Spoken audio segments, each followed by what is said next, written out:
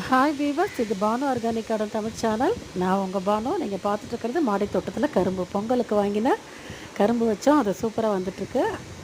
ஒரு திருநீற்று பச்சிலை செடி, சிவப்பு தண்டுக்கீரை, மாடி தோட்டத்தில் மணத்தக்காளி கீரை, சிவப்பு தண்டுக்கீரை, பருப்பு கீரை, இதெல்லாம் நம்ம விதைக்காமையே இலவசமாக கிடைக்கக்கூடிய கீரைகள். தானாகவே முளைக்கும்.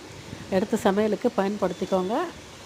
செம்பருத்தி செடியில் இன்றைக்கி ஒரு பூ பூத்துருக்கு. நம்ம கார்டன் டூர் வீடியோ போட்டிருக்கேன், பார்க்காதவங்க பாருங்கள். என்னோடய மாடி தோட்டத்தை ஃபுல்லாக காமிச்சிருக்கேன். அஞ்சலப்பட்டியில் இருக்கிற வெந்தயத்தை கொண்டு வந்து விதைச்சி காமிச்சிருப்பேன். அந்த வெந்தயக்கீரையெல்லாம் இந்த கார்டன் டூர் வீடியோவில் அறுவடை பண்ணி காமிச்சிருக்கேன்.